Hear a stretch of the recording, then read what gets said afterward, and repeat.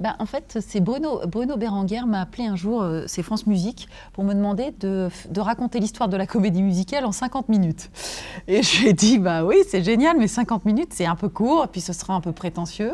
Alors j'ai pensé, pourquoi est-ce que je raconterais pas ce que j'aime dans ce genre extraordinaire? Et du coup, j'ai fait une espèce de melting pot de tout ce que j'aimais depuis que j'étais gosse. Et on a fait un premier concert donc, pour France Musique le 9 juin. Et on a tellement travaillé et on s'est tellement régalé qu'on s'est dit, il faut en faire un spectacle. Et du coup, bah, voilà, le spectacle est né. C'est une chamaillerie entre potes. On est 5 copains sur le plateau. Chacun a son personnage de comédie musicale préféré ou son film préféré. Et donc, en fait, on passe notre temps à se chamailler, à surenchérir les uns sur les autres, à s'engueuler parfois. Chacun a un point de vue différent aussi. Il y a la comédie musicale, c'est du vent, c'est rien, c'est juste une petite histoire anodine. Pas du tout, la comédie musicale a fait changer son époque. Pour chanter, et puis un autre dit, oui, bah oui, non... non, ça... Qu'est-ce Mickey, La Mégère apprivoisée, Les Misérables, Shakespeare, Georges Bernard Shaw, le sida, l'esclavage, Showboat. La comédie musicale, c'est à la fois youpi, tralala, les bulles de savon, le bonheur, et en même temps, il y a des comédies musicales qui ont fait avancer leur époque, qui ont ouvert les yeux sur certains sujets qui méritaient vraiment l'attention.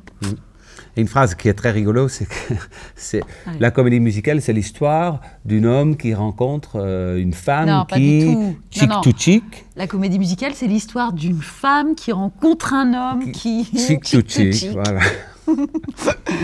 On n'avait pas du tout envie que ce soit comme traditionnellement l'orchestre et sa chanteuse, mais que ce soit vraiment les 5 copains sur le plateau qui déconnent, et puis ça circule dans tous les sens.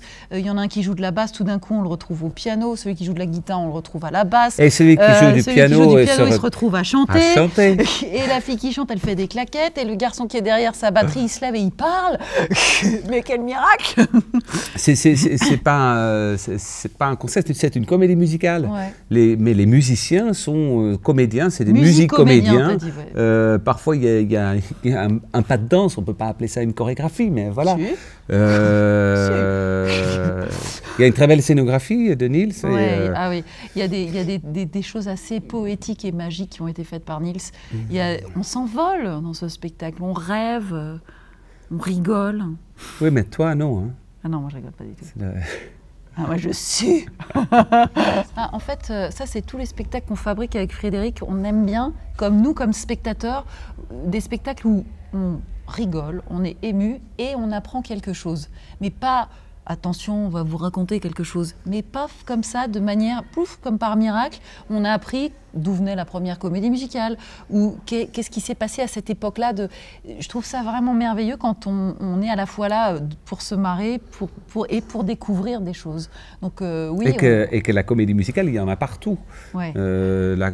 Le café, Try to Remember, les Fantastics, Chick to Chick, Gay Divorcé. Ce soir, ça a été la plus jolie preuve. Il y avait tous les âges dans la salle et tout le monde a réagi. Et chacun à des endroits différents et par moments tout le monde à la fois, parce que je discutais avec une petite gamine de 7 ans qui connaît déjà la mélodie du bonheur, supercalifragilisticexpialidocious, excusez-moi du peu. Et qu'est-ce qu'elle m'a dit? My Fair Lady. Bon, voilà. Alors, elle était peut-être un petit peu plus... mais en tout cas, Dorémy et Supercali, les enfants d'aujourd'hui, ils connaissent. Il y a Hair aussi. Oui, ça couvre toutes les époques. On ne s'est pas arrêté à l'âge d'or. Bien sûr qu'on s'y attarde un peu parce qu'on adore Fred Astaire, Judy Garland, Gene Kelly, Sid Charisse, Esther Williams, Donald O'Connor. Mais il y a aussi, la comédie musicale, il y a aussi La Cage aux Folles, il y a Air, enfin, ça va jusqu'aux années 90. Et New York. Ah, New York. Judy Garland. Oh, c'est Gene. Non, c'est Judy Garland. Non, c'est Jude. C'est Judy Garland.